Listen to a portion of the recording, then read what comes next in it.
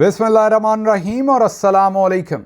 11 दिसंबर पाकिस्तान में जुमेरात की शाम और सबसे पहले टाइम ट्रैकर आसिम मुनीर से डिफेक्टो मार्शल लॉ डे 12। अब चलते हैं आज की मेगा न्यूज़ की तरफ। मेगा न्यूज़ ये है कि जनरल फैज़ हमीद को 14 साल कैद बामुशक्कत की सज़ा कोर्ट मार्शल के सिलसिले में सुना दी गई। पाकिस्तानी फ़ौज ने उन्हें 14 साल कैद बामुशक्कत की सज़ा सुनाई है। बहुत ही मेजर डेवलपमेंट है। पहली दफ़ा पाकिस्तान की तारीख में किसी साबिक DGISI या इतने बड़े ओहदे पर रहने वाले फ़ौजी अफसर को सज़ा सुनाई गई है। यहाँ ना याया को सुनाई गई ना किसी और को सुनाई गई। ये पहली दफ़ा है कि फ़ौज ने अपने अंदर किसी इतने आला तरीन ओहदे के ऑफिसर को सज़ा सुनाई है। जाहिर है इसकी रेमिफिकेशंस आज की फ़ौज पर भी हैं, आने वाले फ़ौजी अफसरान पर भी हैं, आसिम मुनीर पर भी हैं और दूसरों पर भी हैं। इसके साथ साथ हम ये भी देखेंगे कि क्या अब जनरल बाजवा का भी कोर्ट मार्शल अगले चंद दिन में शुरू होने वाला है। क्या इमरान खान साहब को भी इसी केस में लपेटने की तैयारी है। हम ये भी देखेंगे कि ये इस वक्त हो कैसे पाया। क्या ये अहदो पैमा जो शरीफ ख़ानदान और आसिम मुनीर साहब के दरमियान हुए, या मरियम नवाज़ और आसिम मुनीर साहब के दरमियान हुए, या लंदन एग्रीमेंट में नवाज शरीफ और आसिम मुनीर साहब के दरमियान हुए, या हाल ही में जो नोटिफिकेशन फंसा हुआ था उसकी वजह से ये नए अहदो पैमा हुए, जिसकी वजह से आज या इस वक्त या इस हफ्ते में ये सज़ा सुनाई गई है। ये तो सभी को पता था कि ये सज़ा आ रही है और आगे चल के आपको बताते हैं कि हमने आपको ये कब बताया था, लेकिन बहरहाल ये मेजर डेवलपमेंट है। कोशिश करेंगे इसके तमाम पहलुओं को कवर करें। जम के वीलॉग सुनिएगा, बहुत सारी इंफॉर्मेशन होगी और आपको अंदाज़ा होगा कि आने वाले दिनों में क्या होने जा रहा है। तो सबसे पहले तो DGISPR ने आज ऑफिशियली बताया कि आज ही 11 तारीख को जो कोर्ट मार्शल मिलिट्री का है वो मुकम्मल हुआ और जो फौजी अदालत है उन्होंने फैज़ हमीद साहब को 4 जराइम, जी हाँ 4 इल्ज़ामात थे उन पर, और उन्हीं जराइम के आप ये कहिए कि मुखालिफ या उन्हीं जराइम की वजह से उनको ये 14 साल कैद बामुशक्कत की सज़ा सुनाएगी। जराइम कौन से हैं? नंबर 1, सियासी सरगर्मियों में मुलव्वस होने की सज़ा उन्हें दी गई। नंबर 2, ऑफिशियल सीक्रेट एक्ट की खिलाफ वर्जी करने की उन्हें सज़ा दी गई। नंबर 3, इख्तियारात और सरकारी वसाइल के गलत इस्तेमाल की सज़ा उन्हें दी गई। नंबर 4, कई अफराद को नाजायज़ नुकसान पहुँचाने की सज़ा उन्हें दी गई। ये वो 4 जराइम हैं जो उन्होंने सरजद किए फ़ौजी अदालत के बकौल और DGISPR के बकौल, और इस वजह से उन्हें सज़ा दी गई है। ये जो 14 साल सज़ा है ये इन जराइम की सज़ा है। अब ज़रा आगे चलते हैं क्योंकि आगे मामलात इससे भी ज़्यादा इंटरेस्टिंग हैं। वो ये कहते हैं कि कार्रवाई के दौरान मुल्ज़म को तमाम कानूनी हकूक़ और अपनी पसंद की दिफाई टीम फराहम की गई। ये आपने पॉइंट लिख लेना है, भले दिल पर लिख लें भले कॉपी पर लिख लें कि DGISPR कह रहे हैं कि उनकी पसंद की कानूनी टीम उन्हें फराहम की गई, क्योंकि इस पर मैंने आगे चलकर बात करनी है। फिर वो कहते हैं कि सियासी अनासर के साथ मुबैना सियासी इश्तिआल अंगेज़ी, ये जुमला गौर से सुनिएगा, सियासी अनासर के साथ मुबैना सियासी इश्तिआल अंगेज़ी और अदमे इस्तेहकाम के मामलात अलग से निपटाए जा रहे हैं। ये कोर्ट मार्शल हो गया। सियासी अनासर के साथ मिलके जो वो अदमे इस्तेहकाम फैला रहे थे उस पर अलग से कार्रवाई जारी है। इस पर भी हम आगे बात करने वाले हैं। अब ज़रा थोड़ी सी बात इससे मत हो जाए कि ये खबर क्या आप पहली दफ़ा सुन रहे हैं। नहीं, याद कीजिए नवंबर के शुरू में हमने आपको ये खबर दी थी। आखिर पर आज कोशिश करेंगे आपके सामने अपना सोर्स भी रखते हैं। हालांकि लोग अपना सोर्स रखते नहीं, लेकिन आज हम आपके सामने अपना सोर्स भी रखेंगे और आप सबको झटका लगेगा कि वहाँ से खबर हम तक कैसे पहुँच गई। तो सबसे पहले तो याद कीजिए कि नवंबर के महीने में हमने आपको क्या बताया था, सुनिए। फैज़ हमीद साबिक DGISI, उनको 9 साल या 12 साल की सज़ा दी जाएगी, ये प्लान है। उसके बाद उस सज़ा को हाई कोर्ट या कोई भी जो आला फोरम होगा वहाँ से उस सज़ा को माफ़ कर दिया जाएगा। हमारे ज़राए कह रहे हैं कि ये सज़ा इसलिए दी जाएगी ताकि धाक बिठाई जा सके कि किसी को हम नहीं बख्श रहे। तो फैज़ हमीद साहब की सज़ा को बाद में ख़त्म कर दिया जाएगा, लेकिन पहले उन्हें कोर्ट मार्शल के दौरान जो कोर्ट मार्शल की अदालत है, मिलिट्री की जो अदालत है, उसमें से पहले सुन लिया आपने नवंबर में हमने आपको बताया था कि 9 से 12 साल, उस वक्त हमें यही बताया गया था कि 12 साल के करीब तकरीबन सज़ा होगी, और साथ ये भी बताया गया कि ऊपर वाली अदालत से बाद में इस सज़ा को ख़त्म करवा दिया जाएगा। इस तरह से सभी को राज़ी कर लिया जाएगा और सभी ऑब्जेक्टिव्स जो हैं वो पूरे भी कर लिए जाएंगे। अब ज़रा आगे चलते हैं। आपको याद है मैंने कहा था कि ये चीज़ लिख लें कि उनकी मर्ज़ी की कानूनी टीम उनको फराहम की गई।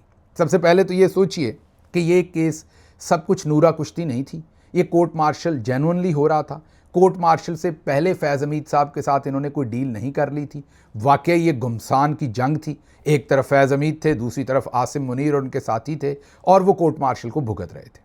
अब अगर ऐसी सूरत हाल मेरी हो या आपकी हो या किसी की भी हो पाकिस्तान के अंदर, जिसको इतना सीरियस एक फौजदारी इसे कहें, बल्कि फौजदारी का भी बाप मतलब कि कोर्ट मार्शल जिसको फेस करना पड़ रहा है, तो वो किन वकला को इंगेज करेगा। मेरे पास अगर चॉइस हो तो मैं फैसल सदीकी को शायद सबसे पहले कोशिश करूं राब्ता करने की। कराची के वकील हैं, तगड़े वकील हैं, बोल्ड हैं, फ़ौजियों से डरते नहीं हैं ज़्यादा, जर्नल्स के सामने या उनसे रिलेटेड केसेस में खुल के बात करते हैं। मैं कोशिश करता सबसे पहले कि वो मेरी टीम में हो। ज़रूरी नहीं कि एक शख्स हो, क्योंकि बड़ा केस है ये, कोई हमारा दोस्त बुशारत मसल्ली तो नहीं आगे केस फेस कर रहा ना कि कोई उसने भैंस चोरी की हुई है। ये साबिक डीजी ISI केस लड़ रहे हैं इस वक्त के आर्मी चीफ के खिलाफ, इस वक्त की पूरी फौज के खिलाफ। तो फैसल सदीकी पहली चॉइस हो सकते थे। सलमान सफदर बड़ा नाम है, वो भी एक चॉइस हो सकते थे। उसके बाद ख्वाजा हारिस, हाँ उनकी कई लोग बात करते हैं कि वो इधर भी चले जाते उधर भी, लेकिन वकील काबिल है। सिकंदर जुल्करनैन लाहौर से अच्छे वकील हैं। बुरहान मुअज़्ज़म बड़े तगड़े अच्छे वकील हैं, मेरे अपने वकील रहे हैं ट्रायल के अंदर। मुझे पता है कि ट्रायल में वो बिल्कुल फिरकी की तरह फिर जाते हैं और जज को घुमा के रख देते हैं। तो ट्रायल के बहुत ही जहांदीदा वकील हैं वो भी। फिर खोसा साहब, कौन नहीं जानता, मशहूर ज़माना। एतजाज़ साहब अब ज़रा थोड़ा सा रिटायरमेंट वाले मोड में हैं, वरना वो भी एक बड़ा नाम। इसी तरह से और पाकिस्तान के अंदर बेशुमार बड़े बड़े नाम जो किसी भी साबिक DG ISI की चॉइस होंगे कि मैंने इन 1 2 3 वकला के साथ अपना कोर्ट मार्शल जो है उसको फेस करना है। लेकिन जब आपके सामने उनके वकील आते हैं तो बहुत ही जूनियर वकील इनकी निस्बत, बहुत ही जूनियर मेरे हिसाब से, ये मेरा तज्जिया है कि मुकम्मल तौर पर इनकेपेबल इस काम के लिए। मुकम्मल तौर, ये मेरा तज्जिया है। मेरे ख्याल में अगर मैं वकील कर रहा हूं तो मैं उन्हें इस तरह के किसी केस के लिए वकील ना करूं, एक वजह। दूसरी वजह, जब बहुत सारे लोग ये सवालात उठाते हैं, आप जाइए सोशल मीडिया भरा पड़ा है, कोई ये इल्ज़ाम लगाता है या सवाल उठाता है सोशल मीडिया पर कि ये तो ISI के साथ काम करते थे कराची में। कोई सवाल उठाता है, इल्ज़ाम लगाता है कि ये वकील साहब तो ISI के लिए फ़लाँ जगह काम करते थे। अब ये बात सच है या झूठ है इसको छोड़ दीजिए, लेकिन इतना जूनियर वकील, इतना मैंने जो नाम बताए उनके कंपैरिजन में, इतना जूनियर वकील उनके कंपैरिजन में, ज़ाहिर है ये मेरा तज्जिया है सारा, आप मेरे से डिफ़र कर सकते हैं, मैं गलत भी हो सकता हूं, लेकिन मैं आपके सामने एक डायमेंशन रख रहा हूं इस केस की, जिससे आपको समझ आएगी कि असल में ये केस था क्या, सामने क्या नज़र आ रहा है, पीछे क्या था। और आप खुद DG ISI रहे हैं और आप एक ऐसा वकील ले रहे हैं जो हर उस बंदे को इस वक्त अदालतों में रिप्रेजेंट कर रहा है, वो भले सरफराज चौधरी साहब हों या दूसरे लोग जिनके बारे में तासर है या जिनके बारे में लोगों के जहनों में सवालात हैं, उन मुल्ज़मान के बारे में कि वो ISI के साथ मिलके गेम खेल रहे हैं। मैं सरफराज चौधरी और दूसरों की बात कर रहा हूँ जिनके बारे में ये अमूमी तासर है, और वकील साहब के बारे में भी बेशुमार सवालात सोशल मीडिया के ऊपर पड़े हुए हैं। तो आप इतने सीनियर वकला को पूरे पाकिस्तान में छोड़ के एक DG ISI एक इतने जूनियर वकील को लेगा, ये मेरी समझ में अभी तक नहीं आ रहा। आगे चलते हैं। ले लिया, खैर है। अब ये केस क्या था? क्या ये कोई ऐसा टेक्निकल केस था कि हमारे एटम बम के अंदर से कोई पिन निकाल के, जिससे एटम बम की हवा निकल गई, वो पिन निकाल के इन्होंने किसी मुल्क को बेच दी? नहीं, सियासी मुदाखलत, तो सियासी किस्म का केस था। तो ऐसे केसेस में क्या करते हैं आप सारा सच अवाम के सामने लाते हैं। फैज़ हमीद की सारी कहानी आप अवाम के सामने रखते हैं। क्या आपने पिछले 2, 3, 4, 6, 8 महीनों के अंदर कभी फैज़ हमीद साहब के कोर्ट मार्शल से रिलेटेड उनके वकील को कोई बात करते हुए सुना? कोई उन्होंने तफसीलात दी? कोई उन्होंने एतराज़ किया? उन्होंने कभी भी कहा कि हमें फेयर ट्रायल नहीं मिल रहा? उन्होंने कभी भी कहा कि हमने फलां गवाह को बुलाया, वो गवाही के लिए नहीं आया। उन्होंने कभी भी कहा कि हमने साबिक आर्मी चीफ जनरल बाजवा जो कि बॉस थे फैज़ हमीद के, उनको गवाही के लिए बुलाया, उनको नहीं बुलाया जा रहा। उन्होंने कभी फैज़ हमीद की साइड की स्टोरी सामने रखी? नहीं। तो मुझे ऐसा लग रहा है, मुझे फिर मेरा तासर है, मेरा तज्जिया है कि फैज़ हमीद के पास कोई वकील नहीं था। मुझे ऐसा लग रहा है मुझे कि फैज़ हमीद साहब को बता दिया गया था कि यार सज़ा तुम्हें होनी है और बस ये चुप करके ले लो, बाद में ख़त्म कर देंगे, ये अब हमने करनी, हमारे वादे वईद हो गए हैं, अहदो पैमा हो गए हैं, हमें ऐसे ही सूट करता है, ऐसे ही फिट करता है, चीखोगे, चिल्लाओगे, बोलोगे, आगे पीछे भागोगे, कुछ भी करोगे, बस ये काम होना ही होना है। आप बहुत माड़ा वकील दो वजूहात की वजह से करते हैं। दोबारा मैं कह दूं, वो माड़े वकील मेरे तज्जिए में है, मेरे ख्याल में, हो सकता है आपके ख्याल में वो दुनिया के नंबर 1 वकील हों। मेरे ख्याल में मैं अगर तो मोटरसाइकिल चोरी का केस मेरे पे हो या भैंस चोरी का हो तो शायद मैं उनको इंगेज कर लूं, मेरे ज़ाती ख्याल में। इससे ज़्यादा सीरियस केस होगा तो मैं उसमें भी उनको नहीं करूँगा, क्योंकि मेरे ख्याल में जो उनके ऊपर सवालात उठते हैं, मैं उन सवालात के उठने के बाद उनके साथ नहीं जा सकता अपने किसी भी केस में। मुझे ऑफ़र भी हुई थी एक मौके के ऊपर, ऐसे ही, मैं ज़रूरी नहीं कि इनकी बात कर रहा हूँ, ऐसे ही किसी वकील की खिदमात की, लेकिन मैंने इनकार किया था कि नहीं जी, मैंने बुरहान मौज़म साहब के साथ जाऊंगा, मैं उनके साथ अपना केस करूंगा, सलमान सफदर साहब के साथ जाऊंगा, मैं उनके साथ केस करूंगा, क्योंकि मुझे उनके ऊपर ज़्यादा कॉन्फिडेंस था। जब मेरा ट्रायल हो रहा था, मैं वो बता रहा हूँ। अब वापस आते हैं तो बिल्कुल सन्नाटा, फैज़ हमीद साहब की स्टोरी कभी आपके सामने नहीं आई जिससे आपको ये पता चलता है कि कोई लीगल फाइट तो हमें नज़र ही नहीं आई कहीं होती हुई। कोई आज अचानक से ISPR ने ये सज़ा सुना दी। आगे चलते हैं। अब ज़रा ये भी आपको अंदाज़ा हो गया, आप ये भी अभी तक सोच रहे होंगे कि हमने इतनी देर पहले, ज़ाहिर है आप में से कई लोग कह रहे होंगे कि आप तो 12 कह रहे थे, सज़ा तो 14 हुई है, अब इतना मार्जिन तो दें, मैंने लिखनी तो नहीं थी ना सज़ा, मुझे तो किसी सोर्स से जो पता चली थी वो आपको बता दी।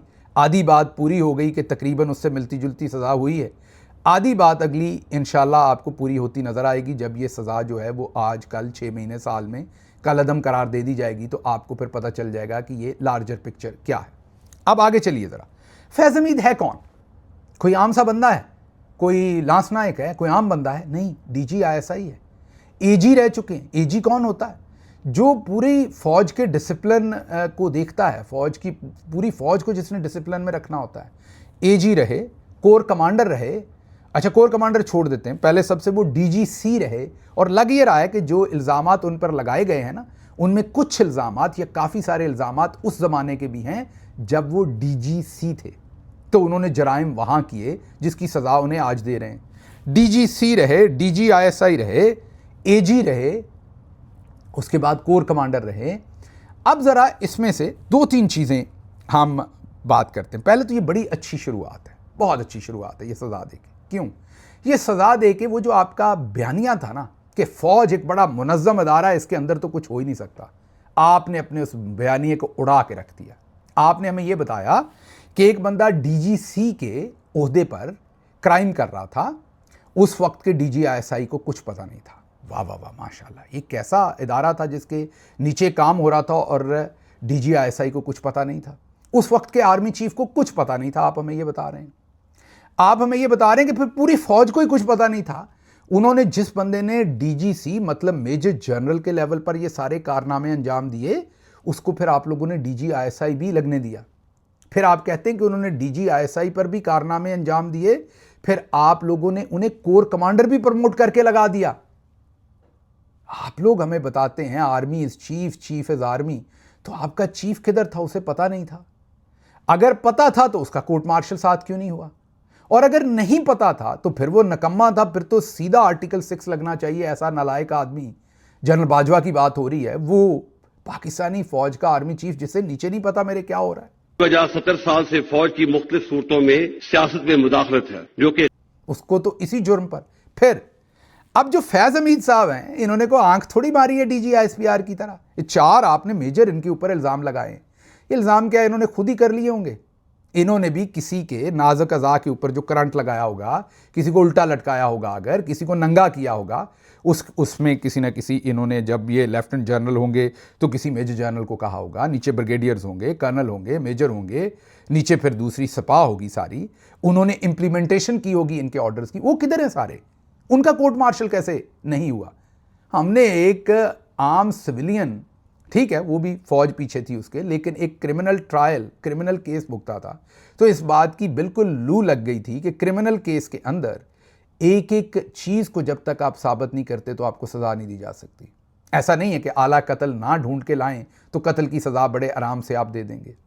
आप कत्ल के पीछे जो मुहर्रकात हैं और कत्ल होने या कोई भी जुर्म होने के अंदर जो आपके तमाम मुलव्वस लोग हैं, जिन्होंने आपकी सहूलतकारी की, जिन्होंने आपको कोई भी सहूलत फराहम की, मशवरा फराहम किया, यहाँ तक कि जो ललकारा मारता है ना, पंजाबी में कहते हैं ललकारा, और फड़ लो इनू और मारो इनू, उसको भी सज़ा मिलती है अदालत में, उसका भी रोल होता है। वो कहते हैं अगर ये ना कहता ना मार डालो इसे, तो शायद ये बंदा ना मारता। वो किधर हैं सारे ब्रिगेडियर, कर्नल, मेजर जनरल, वो उनके आपने कब करने हैं? ये चे लिखा हुआ है हमारे माथे पे। मतलब आप लोग हमें क्या समझते हैं? मतलब आपने एक बंदा उठाया, हाँ, आपने फूल गुलाब का उठाया, जनरल फैज़ हमीद साहब बीच में से, और आपने सज़ा दे दी। ये अभिनंदन है, जहाज़ में से गिरा है, जो इधर पकड़ के सज़ा दे दी, बाकी नहीं आने। ये हमारे जनरल साहब हैं आपकी फ़ौज के, ये इधर बैठे हुए थे। ये सारे जो जराइम आपने गिने, इनमें इनका आर्मी चीफ इनके साथ होगा। अच्छा चले छोड़ देते एक मिनट के लिए, ये डीजीसी थे, ये सारे कार्रवाइयाँ ये कर रहे थे, तो उस वक्त के डीजीएमआई क्या कर रहे थे? मैंने बार बार कहा कि ये डीजीएमआई नहीं नाम नहीं होना चाहिए, डीजीएआई होना चाहिए, आर्टिफिशियल इंटेलिजेंस नहीं, आर्मी इंटेलिजेंस। मिलिट्री के अंदर एयरफोर्स भी आती है और नेवी भी आती है। एयरफोर्स की अपनी इंटेलिजेंस है इंटरनल, नेवी की अपनी है। तो ये जो मिलिट्री इंटेलिजेंस आपने नाम रखा हुआ है, ये उनके साथ ज्यादती की हुई है। तो आपका नाम होना चाहिए जो आर्मी इंटेलिजेंस, जिसको आप मिलिट्री इंटेलिजेंस कहते हैं। उसका असल काम क्या है? उसका असल यही काम है। उसका काम यह नहीं कि वो डक्की बाई का बिग ब्रदर बने। उसका असल काम जाके लोगों को उठाना, नंगा करना, करंट लगाना नहीं है एमआई का, जो आपने शुरू करवा रखा है, या प्लाटों के कब्जे, पैसों की पेमेंट्स, दूसरे काम, ये नहीं है उनके काम। उनका असल काम यह है कि फौज के अंदर क्या हो रहा है, फौजी कौन ठीक चल रहा है, कौन गलत चल रहा है, कौन अफसर किसको मिल रहा है, उसके माली मामलात क्या हैं, उसके सर्विस के मामलात क्या हैं, उसका कंडक्ट क्या है, उसकी रूटीन क्या है, रूटीन से हटके क्या है, उसका डिसिप्लिन क्या है। तो उस वक्त के डीजीएमआई कौन थे? क्योंकि वो भी रिस्पॉन्सिबल है ना, जिन्होंने फौज के अंदर इंटेलिजेंस करनी थी। मेरे ख्याल में आसिम मुनीर साहब जब डीजीसी थे ये, तो उस वक्त वो डीजीएमआई थे, तो उनका नहीं कोर्ट मार्शल किया? ओहो, मुझे याद आया, अब तो वो चीफ ऑफ डिफेंस फोर्सेज है, उनका आप कैसे कर देंगे कोर्ट मार्शल? अच्छा चले ठीक है। तो डीजीएमआई को आपने छोड़ दिया, उस वक्त के डीजीआईएसआई को छोड़ दिया, उस वक्त के आपने आर्मी चीफ को छोड़ दिया।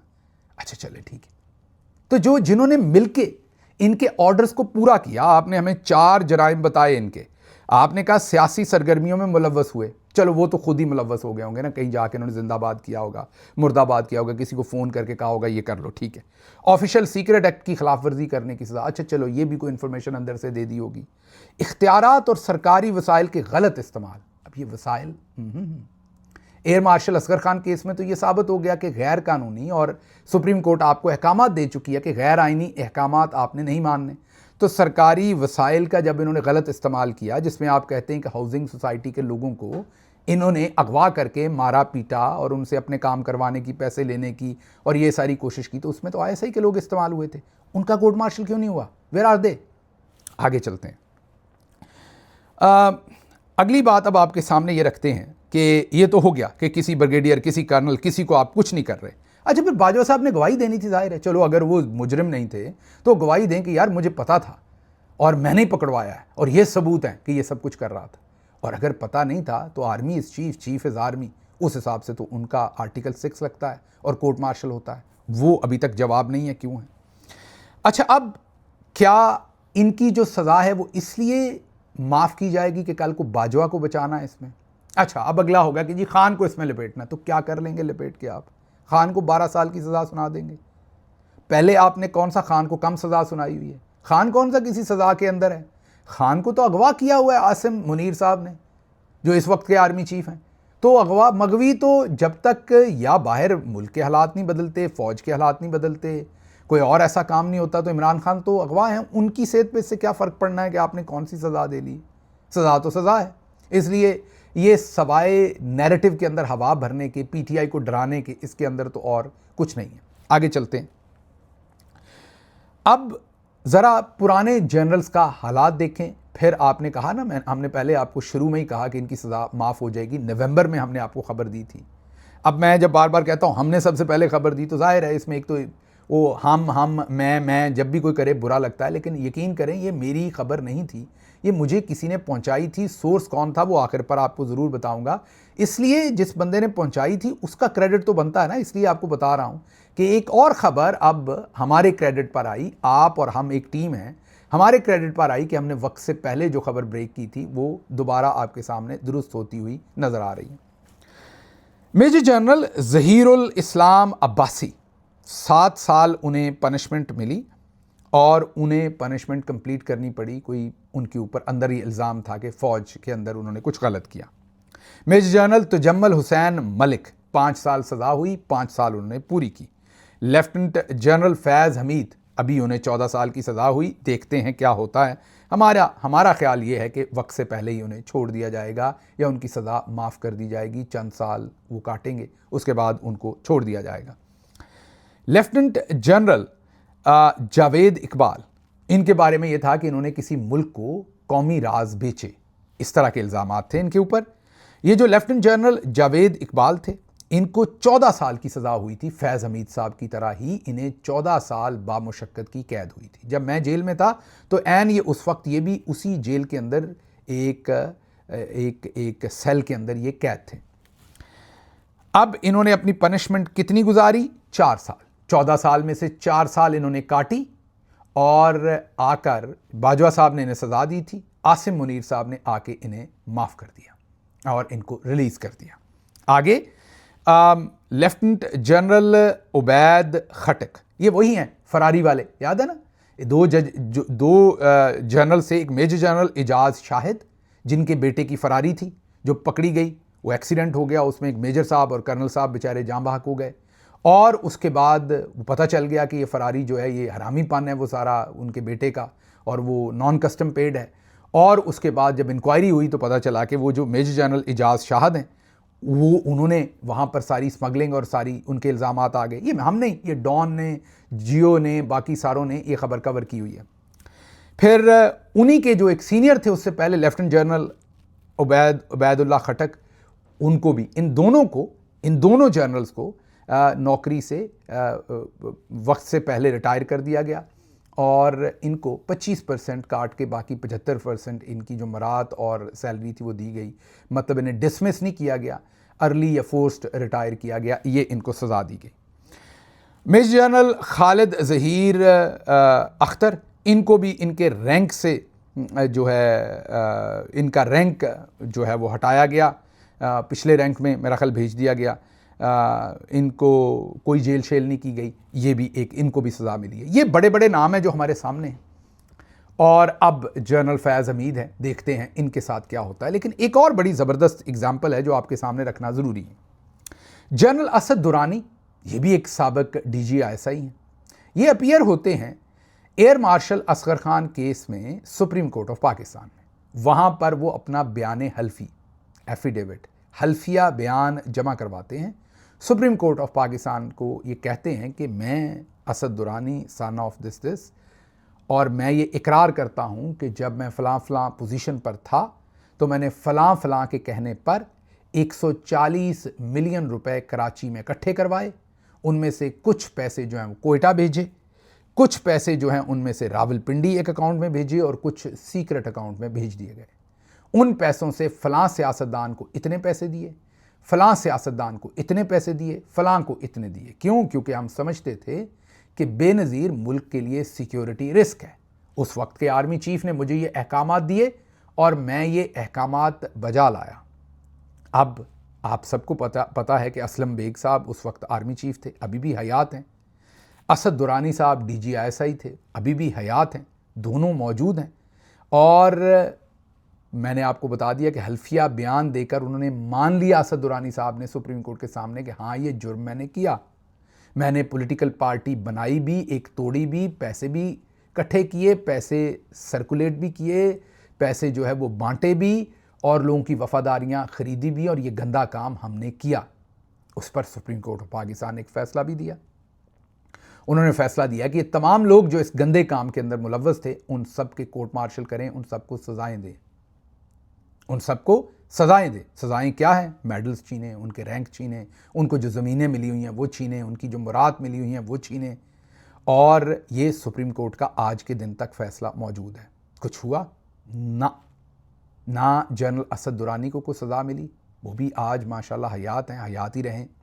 जनरल असलम बेग साहब हयात हैं, हयात ही रहें।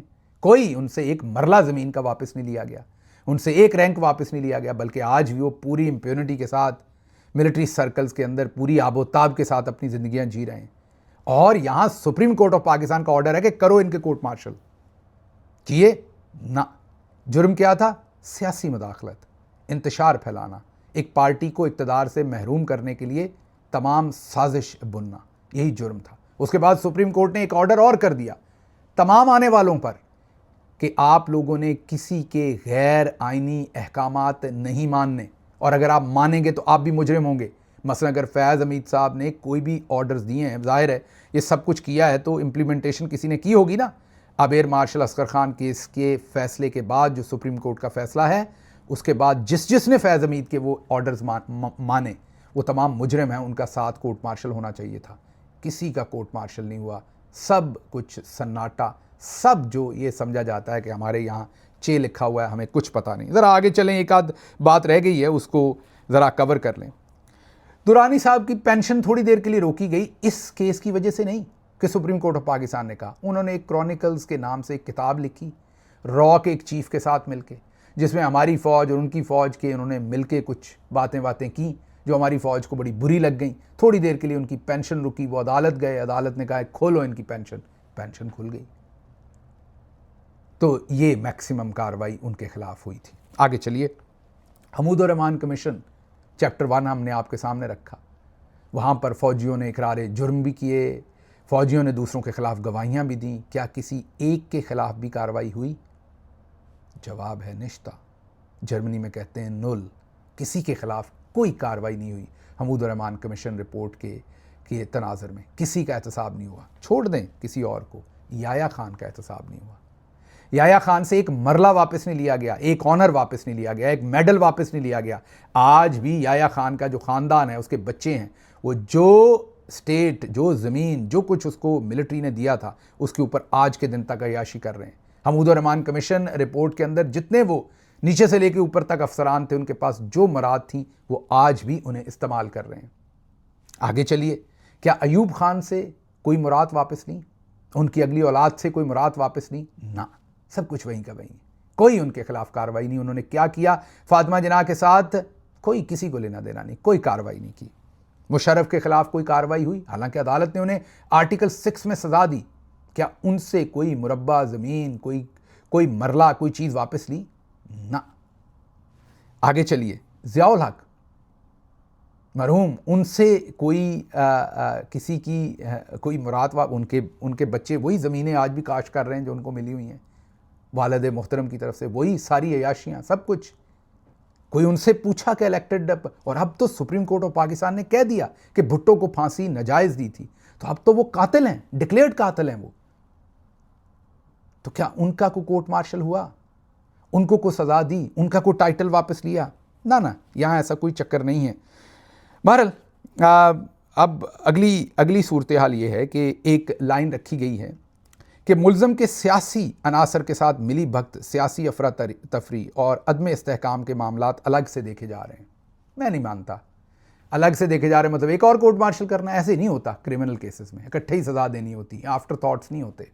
तो ये ऐसी बकवास है, ये आपको कवर करने के लिए। तो अगली बात ये है, अब मैं ख़त्म करूँ इसे, इनको क्यों बचाया जाएगा? इनको इसलिए बचाया जाएगा कि अगर आज इनको ना बचाएं तो यही सारे काम आज आसिम मुनीर कर रहे हैं, तो इनको फिर कौन बचाएगा? इसलिए आसिम मुनीर साहब इनको बचाएंगे ताकि कल को इनको सज़ा ना हो। वरना तो जनरल नदीम अंजम ने भी सब कुछ यही किया और आज भी कर रहे हैं, मरीम नवाज़ को सारे मशवरे दे रहे हैं। तो क्या अगले नदीम अंजम को 14 साल सज़ा देंगे आप? जनरल बाजवा को देंगे? पिछले सारों को भी देनी पड़ेगी? सवाल ही पैदा नहीं होता। आप इससे मत जाएं। अब ये जो जुर्म क्या है जो इनका है फैज़ हमीद का, 3 जुर्म मुझे लगते हैं। आपने मुझे बताना है कमेंट्स में क्या। पहला जुर्म तो यह है कि उनकी मुखालफत थी, जैसे कुलीग्स का आपस में मुकाबला होता है, 2 फास्ट बॉलर्स का होता है क्रिकेट टीम में, 2 बैंक के अंदर असिस्टेंट मैनेजर्स का होता है, किसी का भी कहीं पर भी, या 2 डायरेक्टर्स का आपस में होता है किसी जगह पर, इसी तरह, या 2 वकला का आपस में होता है, इसी तरह 2 कंपैरेटिव कुलीग्स का आपस में मुकाबला था, फैज़ हमीद का और आसिम मुनीर का। उसके बाद आसिम मुनीर किसी भी तरह से भी आर्मी चीफ बन गए रिटायरमेंट के बाद भी। फैज़ हमीद ने उस तरीके से उन्हें बॉस नहीं माना और ये ईगो की जंग है, ये पर्सनल स्कोर सेटल किया जा रहा है। ऑप्शन 1 इस वजह से सजा दी गई, ये आप मुझे बताएंगे जब मैं तीनों ऑप्शन कंप्लीट कर लूँगा कमेंट्स में। ऑप्शन 2, लंदन जो एग्रीमेंट हुआ था उसमें यह तय था कि फैज़ हमीद को सज़ा देनी है, उसमें तय तो बाजवा का भी होगा, देखते हैं वो पूरा होता है कि नहीं। या रिसेंटली जो दोबारा नोटिफिकेशन फंस गया था उसमें यह तय था कि देनी है। या वाइस आर्मी चीफ का जो अभी नोटिफिकेशन होना है वो सारा इसके साथ जुड़ा हुआ था, और ये जो कॉल और वादे हुए थे उसमें यह तय था कि ये शरीफों के साथ सब कुछ तय किया हुआ था, इसलिए सज़ा देनी थी। आपके ख्याल में ये वजह है? या तीसरी वजह मैं आपके सामने रख देता हूँ, और वो है कि 8 मार्च 2023 को मरियम नवाज़ का दी न्यूज़ को दिया गया खुसूसी इंटरव्यू, जिसमें उन्होंने दी न्यूज़, मैंने कह दिया वी न्यूज़ को दिया गया खुसूसी इंटरव्यू, जिसमें उन्होंने ये तकाजा किया था, मुतालबा किया था कि फैज़ हमीद का कोर्ट मार्शल करो और उसको सज़ा दो। तो आज लग तो ये रहा है कि मरियम नवाज़ के कहने पर यह किया गया। फ़ैसला आपके हाथ में है, आप मुझे बताएंगे कि ये किसके कहने पर हुआ है, लेकिन बहरहाल हम यही कहेंगे कि ये एक ताबिंदा मिसाल आपने कायम की है। 2-3 चीज़ें मिथ्स आपने तोड़ दी हैं। एक तो ये कि को बहुत स्ट्रक्चर्ड है, हम स्ट्रक्चर्ड हम नहीं हैं। अगर हम स्ट्रक्चर्ड होते तो फिर फैज़ हमीद अगर वाकई मुजरिम हैं तो ये इतना ऊपर तक कैसे पहुंच जाते? ये सारे जुर्म अगर डीजीसी के तौर पर किए तो DGISI कैसे बने, फिर कोर कमांडर कैसे बने? तो इसका मतलब स्ट्रक्चर्ड नहीं है। और अगर स्ट्रक्चर्ड है और ये ऊपर पहुंचे और फिल्टर से पहुंचे, इसका मतलब फिर फैज़ हमीद तो गलत नहीं है। फिर इसका मतलब है कि कोई जानबूझ के उन्हें सज़ा दे रहा है। जानबूझ के सज़ा तो किसी स्ट्रक्चर्ड डिपार्टमेंट के अंदर नहीं की जा सकती। तो इसका मतलब ये जो आपने मिथ बनाई हुई है कि मेरिट है और स्ट्रक्चर है, ये तो आपने दबरदूज कर दिया आज। तो चलें, एक अच्छी शुरुआत है, सज़ाएं होना शुरू हुई हैं, देखते हैं आगे आगे क्या होता है। फ़िलहाल मेरा इसके ऊपर रद्द अमल यही है कि ये सज़ा ख़त्म हो जाएगी, और ये सिर्फ महज शरीफों को थोड़ी देर के लिए राज़ी करने के लिए, नैरेटिव को स्विच करने के लिए, मज़ीद डराने धमकाने के लिए, अपना हवा बैठाने के लिए ये सब कुछ किया गया है। इसके आगे मुझे और कुछ इसमें नज़र नहीं आता। अब आप जानना चाह रहे होंगे कि आपने कहा था कि आखिर पर आप अपना सोर्स बताएंगे कि कहाँ से ये 1.5 महीना पहले ख़बर मिली थी, या महीना पहले या सवा महीना पहले ख़बर मिली थी। असल में जब एक मियाँ मोहम्मद बख्श साहब का शेर है, खासा दी गल आमा अगे नहीं मुनासिब करनी, मिट्ठी खीर पका जो कुत्तियाँ आगे तरनी। आप बहुत बड़े ट्राले के सामने छोटा सा ट्रैक्टर लगा देना तो वो उसको खींचता तो है लेकिन तड़पता है, कभी इधर गिरता है कभी उधर गिरता है, शोर मचाता है लेकिन उसे खींचा नहीं जाता। बड़ी गाड़ी में छोटा इंजन लगा दें, वो भी शोर ज़्यादा करता है, गाड़ी कम भागती है।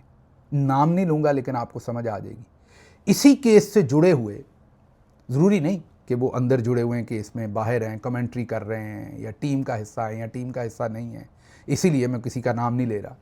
बहरहाल इसी केस से जुड़ी हुई एक शख्सियत जिन्हें कानून के बारे में भी बड़ी महारत है, उन्होंने कहीं पर बैठ के पानी पीते हुए, ग्लास मेरा ख्याल ज़्यादा पी लिया पानी का, उससे बर्फ आया।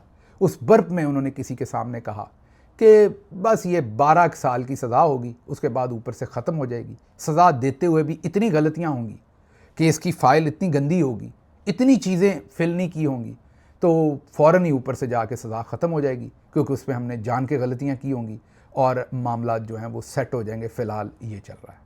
वो जहाँ पर बात कर रही थी वो शख्सियत, जिस जगह पर बैठे, वहाँ पर सामने जो बैठी शख्सियत सुन रही थी, उनमें से एक शख्सियत ने फ़ोन उठा के करके मुझे बताया।